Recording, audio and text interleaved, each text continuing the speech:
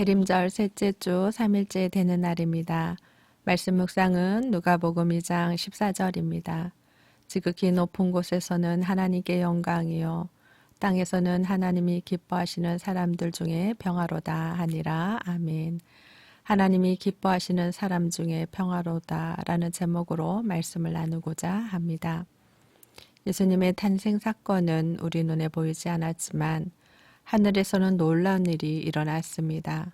수많은 천군 천사들이 찬송을 통해 하나님께 영광을 드렸습니다. 인간사에서도 자녀가 태어날 때 온 가족이 기뻐하며 축하 메시지를 전합니다. 예수님이 이 땅 가운데 인간의 육신을 입고 태어날 때 하늘에서는 성대한 잔치가 벌어졌던 것입니다. 그러나 이 땅에서 반대로 예수님의 탄생은 화려하거나 멋지지 않았습니다. 사람들의 큰 환영도 받지 못했습니다. 오히려 너무나도 작고 초라하게 베들레헴 작은 마을에서 태어났습니다. 아기를 낳을 방 하나조차 없는 마구간에서 태어나셨습니다. 인간은 눈으로 볼 때 초라하고 수치스러운 출생일 수 있습니다. 그러나 예수님의 삶은 출생한 모습과 전혀 다른 삶을 사셨습니다. 예수님의 모든 삶은 하나님께 온전한 영광이 되었습니다. 예수님은 그 전생에 곧 공생의 3년 동안 그의 삶 자체가 하나님께 영광이었습니다. 오랜 시간 육체적인 질병으로 고통당하는 자를 고쳐주셨으며 정신적으로 고통당하는 귀신 들린 자를 해방시켜 주셨으며 세상의 욕망과 낮은 자존감으로 사로잡혀 있던 자를 곤주어서 변화시켜 주셨습니다. 그들의 육체의 문제뿐만 아니라 정신적, 영적인 죄와 사망의 문제로부터 건져 주셨던 것입니다. 예수님은 하나님의 일을 하는 종교 지도자의 거짓과 유선을 폭로하고 회개할 것을 선포했습니다. 하나님의 사랑과 복음의 본질이 어떤 것인지를 그들에게 가르쳐 주셨습니다. 예수님의 이러한 모습은 하나님께 영광이 되었습니다. 우리도 대림절 기간에 하나님께 영광 돌릴 삶을 살아야 합니다.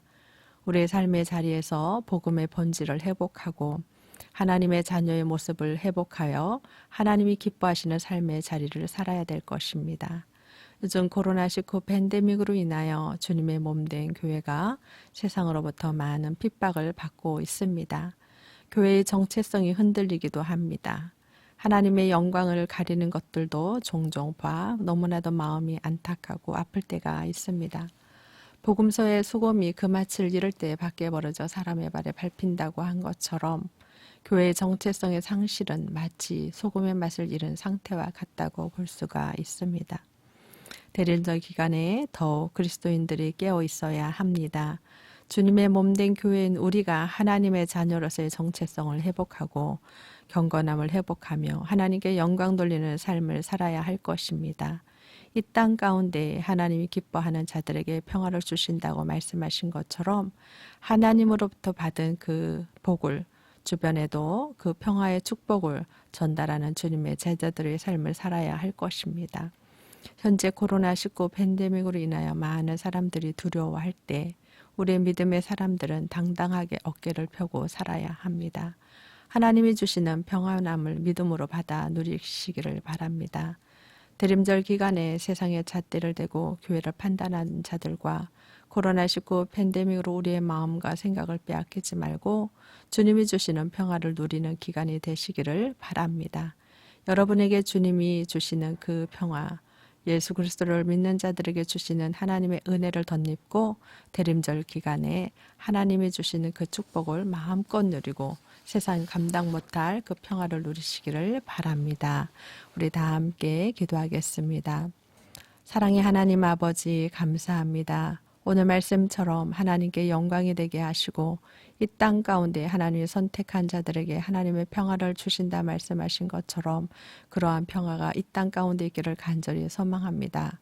코로나19 팬데믹으로 인하여 두려워하는 하나님의 자녀들에게 평화를 주시고 믿지 않는 자들에게는 예수님을 영접하는 기간이 될 수 있도록 도우시고 인도하여 주시옵소서.